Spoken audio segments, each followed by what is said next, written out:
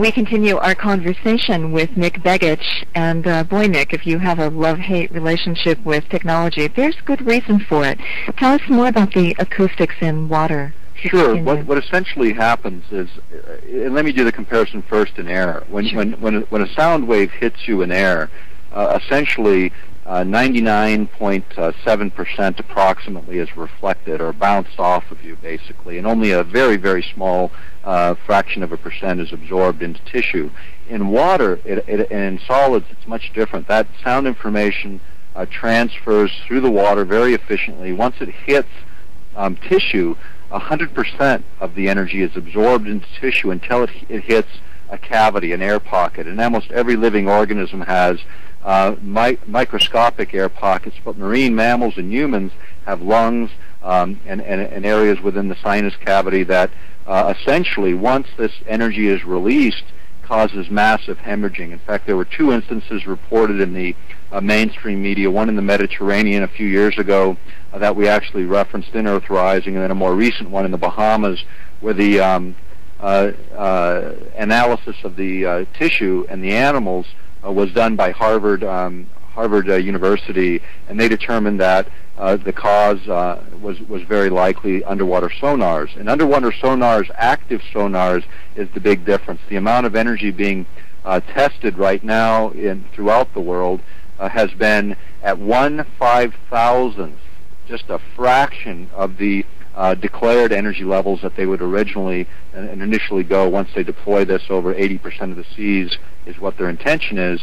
But at 1/5000th of the energy densities that are predicted to be used, they've already created this kind of damage. When you look at migration patterns, interference with migration patterns, and not just of marine mammals, but species that are relied on by many around the world for a protein source, interjecting energy in the water that interferes with these migration patterns and may actually explain many of the anomalous things we've seen in the oceans over the last decade or so since the testing really began. And the testing on these systems began without environmental impact statements. They were challenged by a group in Hawaii and a group in California, and they got the government to back off, only to revisit it again later. And now what we see in this environment is an acceleration for these technologies for all kinds of reasons. And some of the reasons are quite valid. The problem is there's probably other ways to achieve the same thing without placing the oceans at risk. And when this concept first was fielded in the late 50s, all the countries of the world agreed that it was an inappropriate place to place technology because the acceleration in this direction and ever-increasing energy would basically eventually wipe out all life in the sea. So everyone backed off. But here we are once again, a few decades past, everyone gets amnesia, and we're making the same foolish mistakes and creating the same kind of risks to the oceans of the world. What is the underwater sonar's purpose? Why would we even go in that direction? What does it accomplish? Well, what's happened is the old passive sonars used to listen. They were essentially listening mechanisms where engines and underwater noise, because it does transfer quite readily, would allow us to locate submarines. But over time, this technology, submarine technology, has become quieter and quieter and quieter. So now you need an active sound source so you can create a ping, a bounce off of an object so you can determine what it is and where it is. And so for tracking, if we look at real threats to the United States and national security, submarine warfare is probably one of the biggest and one of the last remaining threats, because you can get relatively close in, you can launch, and you don't have much opportunity to intercept. With underwater sonars, the idea is to be able to keep track of underwater submarines across the seas, to guard against that. The other issue is in shallow waters, conventional sonars are relatively ineffective. These are the coastal regions of the country, the places the most vulnerable. So, I mean, the rationale is sound as to what we need to solve, but the approach is incorrect. It creates bigger problems than the ones we're trying to guard against. So regular sonar is going obsolete because of the change in the technology of the submarines that they're trying to track. Exactly, and, so you need that's something, exactly. Okay. How would you propose? Well, there's some interesting initiatives happening with dealing with underwater imaging, and one of those that was was actually developed with HARP up here was they had an application for earth-penetrating tomography where they could look into the earth for underground shelters and whatnot. The same kind of technology could be used with some adaption. Water penetrating yes, technology? Exactly. Mm-hmm. Because you're using long waves again, but they're not acoustic.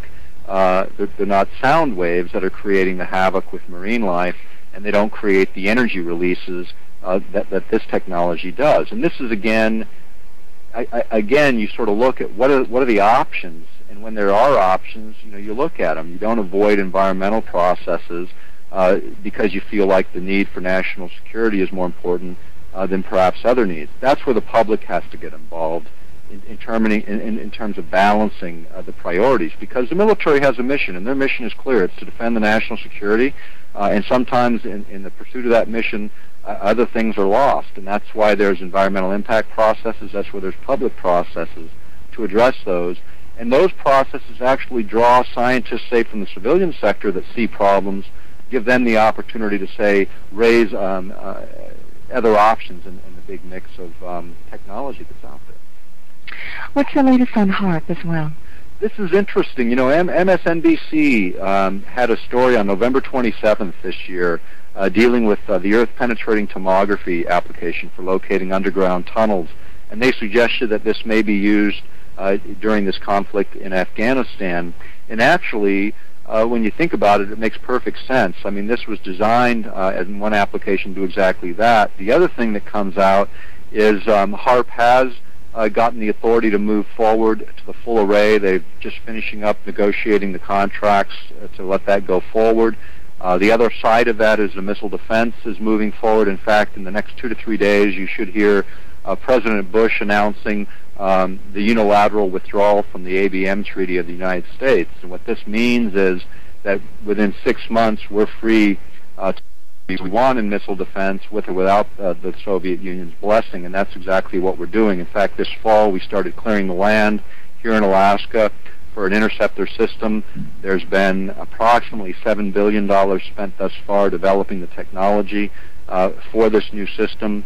And it's expected to be an $82 billion expenditure by the time it's done, building a new missile defense system, and we're moving forward on it, with or without the blessing of our allies in Europe. In fact, without their blessing and without any support from our previous treaty partner. So, on the one hand, you see this sort of emerging alliance with the Russians, and on the other hand, you see sort of these unilateral actions. But if you go back to 1993, the Soviets, at that time, I guess the Russians, made the overture to us to join with us and develop a missile defense system.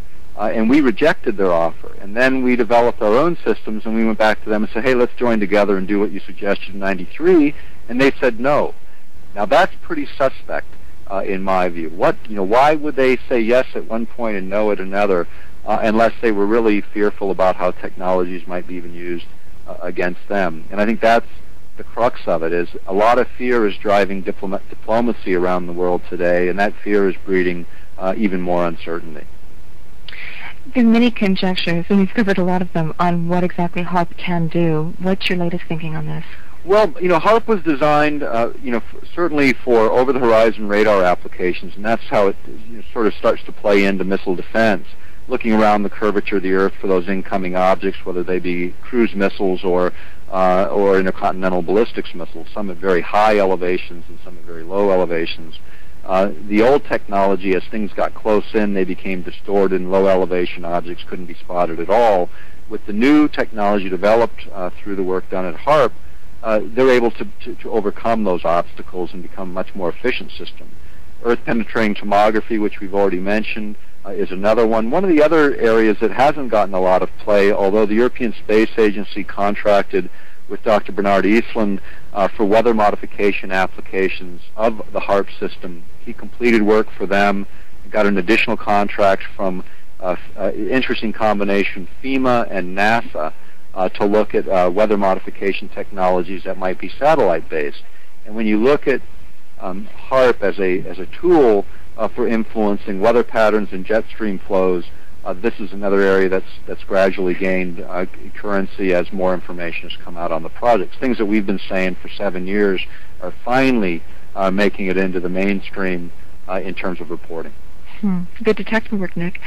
So if we are really heading towards the next ice age or global warming, would this help correct it? Could there be some good use for anything like this? This is really a good point, because in the original patents, Dr. Eastland indicated that utilizing the radio frequency energy coming off of these kinds of systems, you could create chemical reactions in the upper atmosphere that would either decrease pollutants or could increase ozone production, which would solve a great deal of the problems that we're being told are contributing to global warming.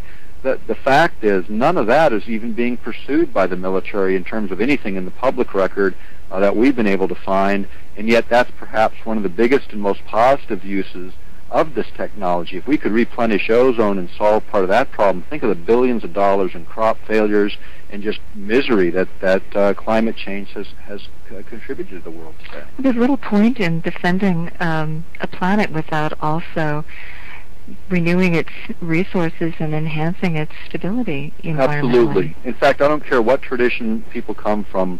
The basic premises is we're here as caretakers of the planet. It's here to nourish us, and we to take care of it.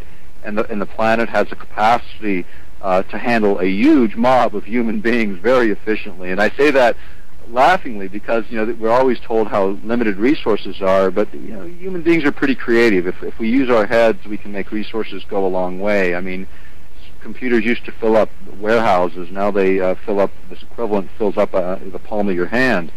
The fact is, we learn how to utilize our resources responsibly, and if we do it responsibly, the planet can sustain a huge, huge population. It's a lack of responsibility because people tend to exploit things for their own self-interest and not consider others' interests. That has to change. The big changes that are needed have to start with individuals on an individual, if you want to call it a spiritual level or emotional level, but it has to be an internal level regardless, and that's where real change happens. And think about the technology that could be used to enhance that very process.